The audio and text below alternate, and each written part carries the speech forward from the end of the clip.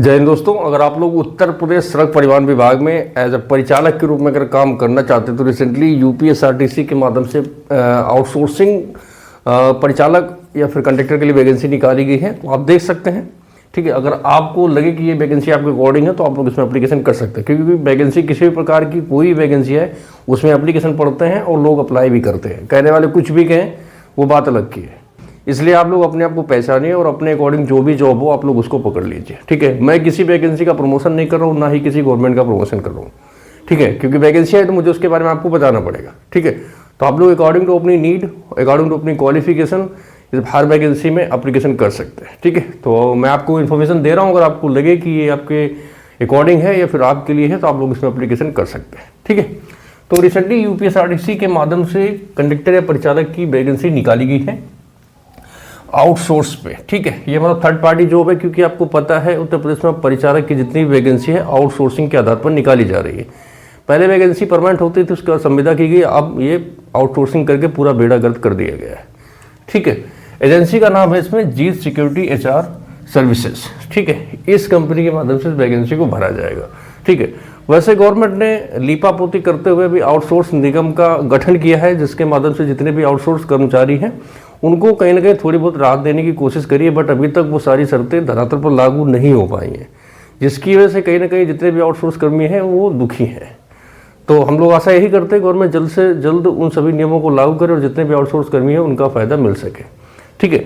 तो अभी 2-3 दिन पहले गवर्नमेंट ने लिस्ट निकाली जिसमें उन्होंने बताया कि कौन कौन से विभाग हैं जो आउटसोर्स निगम में आएंगे और उनको सीधा फ़ायदा मिलेगा। तो परिवहन विभाग भी उसमें आता है, इसलिए जितने भी कंडक्टर आउटसोर्स पे काम कर रहे हैं या फिर करने वाले हैं तो मैं भी हो सकता है उनका वेतन 2-3 महीने बाद बढ़ जाए जब उसकी सारी शर्तें लागू हो जाएगी, ठीक है। तो इसमें यूपी के आप किसी भी स्टेट के रहने वाले कैंडिडेट्स हों तो आप लोग एप्लीकेशन कर सकते हैं, मेल फीमेल एक्स सर्विसमैन, ठीक है, या फिर स्पोर्ट पर्सन जो भी है, अगर आप चाहते हैं तो कर सकते हैं, ठीक है।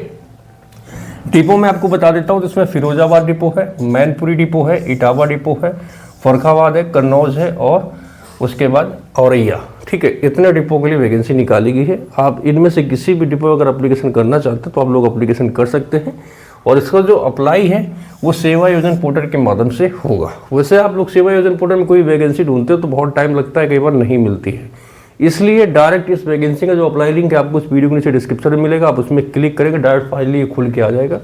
आप लोग सारी डिटेल्स पढ़ लेना, अगर आपको लगे तो आप लोग उसके थ्रू एप्लीकेशन कर देना। तो इसका अप्लाई लिंक आपको मैं इसके नीचे डिस्क्रिप्शन में वीडियो में दे दूंगा, या फिर आप मेरे टेलीग्राम चैनल पे विजिट कर सकते हैं। वहाँ पे जब इस वीडियो को मैं पोस्ट करूँगा तो उसी के नीचे इसका अप्लाई लिंक डाल दूंगा, ठीक है। टेलीग्राम का लिंक भी आपको नीचे डिस्क्रिप्शन में मिल जाएगा, और इसके लिए कोई भी आपको एप्लीकेशन फीस नहीं देनी है। इसमें जो लास्ट डेट है वो 14 नवंबर 2025 है। तो आज तारीख है 9, 10, 11, 12, 13, 14, अभी 5-6 दिन है आपके पास, तो आप इस बीच में चाहे तो एप्लीकेशन कर सकते हैं, ठीक है। सैलरी इसमें आपको कोई फिक्स वेतन अभी तक नहीं मिलता है, इसमें आपको ₹1.75 पर किलोमीटर के हिसाब से इसमें सैलरी मिलती है। इसके अलावा अगर आप 22 दिन ड्यूटी करते हैं, 5000 किलोमीटर अगर आपकी बस चलती है, 3000 रुपये इसमें आपको प्रोत्साहन राशि मिलती है। सपोज दैट आपकी बस 7000 किलोमीटर महीने में चल गई तो बोलते 1.75, 8000 चल गई बोलते 1.75, मतलब जितने किलोमीटर चलेगा उसमें आप 1.75 का गुणा कर लीजिए, उतना आपको सैलरी से मिलेगी। अगर आपने 5000 किलोमीटर क्रॉस किया 22 ड्यूटी की तो 3000 आपको वो अलग से मिलेगा। इसमें PF ESI भी आपको कटता है, ठीक है। एज की बात करें इसमें 18 से 40 साल एज का क्राइटेरिया रखा गया है, आप किसी भी कैटेगरी से आते हो, ठीक है। इसके अलावा अगर आप OBC कैटेगरी से आते हैं तो आपको 3 साल की अधिक छूट मिलेगी, तो 18 से 43 साल। SC ST को 5 साल की छूट मिलेगी, तो 18 से 45 साल तक वो एप्लीकेशन कर सकते हैं।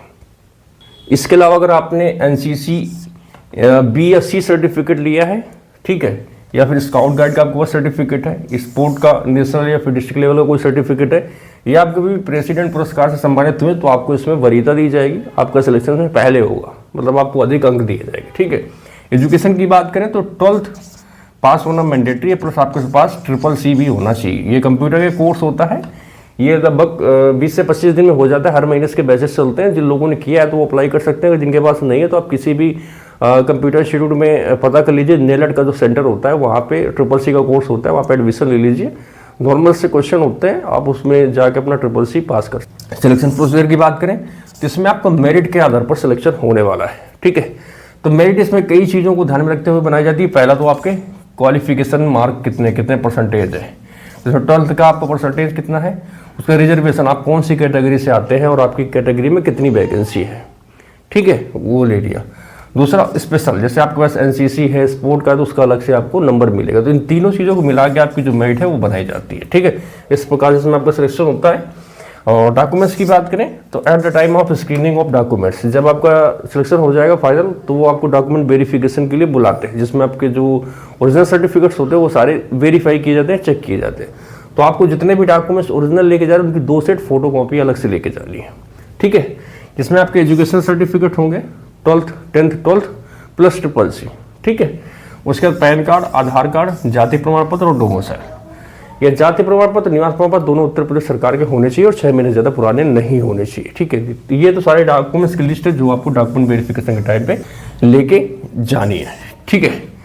तो ये मैंने आपको बता दिया है और सारी डिटेल्स मैंने आपको इस वैकेंसी की बता दी है कि इस प्रकार से सारा सिलेक्शन प्रोसीजर रहेगा, कौन कौन से डिपो हैं, कौन कौन अप्लीकेशन कर सकता है, क्या एजुकेशन क्वालिफिकेशन है, क्या सैलरी, सारी चीज़ें मैं आपको बता दी। अगर आपको लगे हाँ कि मुझे जॉब की नीड है, मेरी क्वालिफिकेशन इतनी है, मैं पढ़ाई नहीं कर सकता हूँ, तो आप इसको ज्वाइन कर सकते हैं। वैसे जब इसमें आउटसोर्स निगम के सारे नियम कानून लग जाएंगे तो थोड़ा बहुत तो अभी से बेहतर हो जाएगा, बट अभी तक तो इनका सिर्फ और सिर्फ शोषण ही हो रहा है, ये बिल्कुल कन्फर्म है। और जितने भी मैंने बहुत सारे परिचालक भाई बंधु हैं जो आउटसोर्स पे काम करते हैं, कहीं ना कहीं वो परेशान है, क्योंकि जब मैं कहीं आता हूँ, मैं भी यूपी का रहने वाला हूँ, तो मैं कई बार उनसे बात करता हूँ, तो जितने आउटसोर्स कर्मी हैं कंडक्टर के रूप में काम कर रहे हैं वो बहुत ज़्यादा परेशान है, ठीक है।